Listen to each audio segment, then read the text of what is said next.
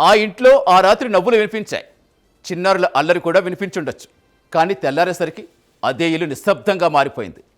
లోపలికి వెళ్ళి చూసిన వారంతా ఒక్కసారిగా ఉలిక్కిపడ్డారు. 2 చిన్నారులు, తల్లి, ముగ్గురు ప్రాణాలు కోల్పోయి కనిపించారు. బయటి వారికి అది ఒక విషాద ఘటన మాత్రమే. కానీ ఆ ఇంటి గోడలకు మాత్రం అసలు నిజం తెలుసు. బయట ప్రశాంతంగా కనిపించిన ఒక కుటుంబం ఒక్క రాత్రిలో ఎందుకు శాశ్వతంగా ముగిసిపోయింది? పల్నాడు జిల్లాలో జరిగిన ఈ హృదయ విదారక ఘటన వెనుక దాగి ఉన్న వాస్తవాలేంటి?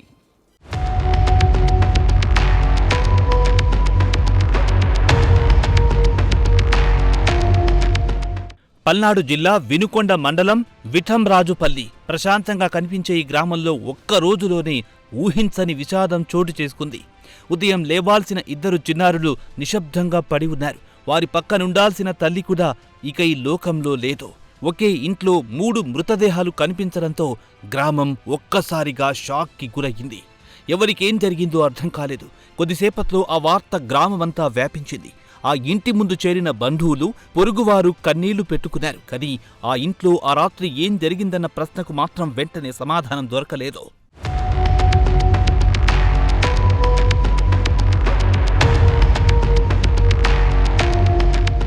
మృతులు భారతి, ఆమెకు 2 చిన్నారులు.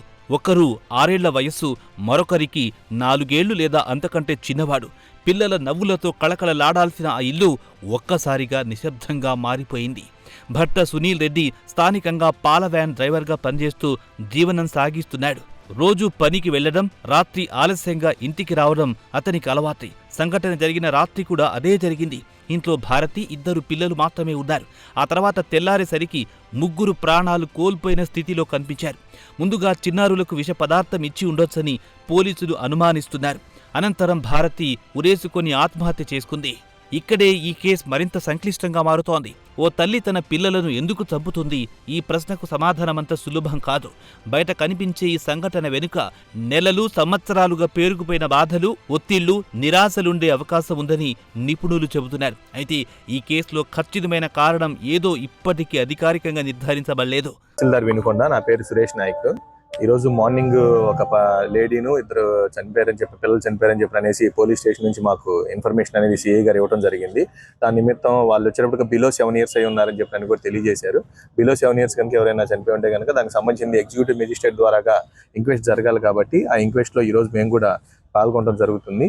కాబట్టి వాళ్ళు ఏదైతే చెప్తారో అటన్నింటినీ కూడా ఎగ్జిక్యూటివ్ మెజిస్ట్రేట్ రూపంలో మీ అందరూ కూడా రికార్డ్ చేసుకొని ఆ రికార్డ్స్ అన్ని కూడా పోలీసులకి హ్యాండ్ అవుట్ చేసి ఫర్దర్ ఇన్వెస్టిగేషన్ చేయవలసిందిగా కూడా వాళ్ళకి కోరటం జరుగుతుంది. కాబట్టి దాని ప్రకారం ఫర్దర్ ప్రాసెస్ ఇన్వెస్టిగేషన్లో ఏదైతే ఉంటుందో దాని ప్రకారం ముందస్తు చర్యలు తీసుకుంటారని చెప్పి తెలియజేస్తున్నారు.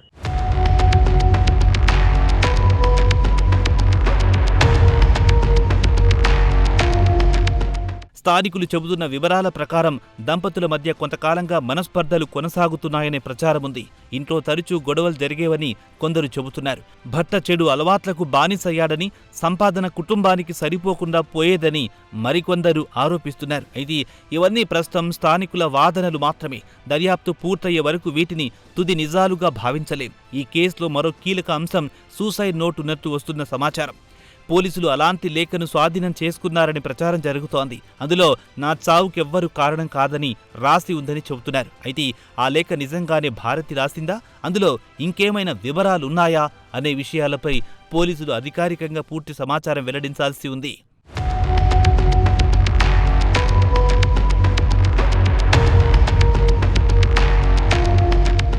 ఒకవైపు కుటుంబ కలహాలు, మరోవైపు ఆర్థిక ఒత్తిడి, ఇంకోవైపు 2 చిన్నారుల భవిష్యత్తుపై ఆందోళన. ఈ 3 కలిసి భారతిని మానసికంగా తీవ్ర ఒత్తిడికి గురిచేశాయా, లేక ఇంకేదైనా కారణం ఉందా అనే కోణాల్లో దర్యాప్తు కొనసాగుతోంది. ఇలాంటి ఘటనల్లో ఓ విషయం ఎప్పుడు గుర్తుంచుకోవాలి. బయటకు నవ్వుతూ కనిపించే ప్రతి కుటుంబం లోపల కూడా అలాగే ఉంటుందని అనుకోవడం పొరపాటు.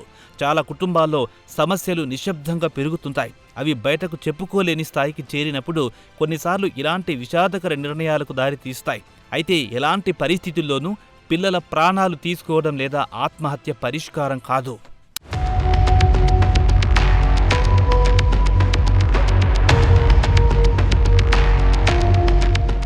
పల్నాడులో జరిగిన ఈ ఘటనకు సంబంధించి ఇంకా అనేక ప్రశ్నలకు సమాధానాలు రావాల్సి ఉంది.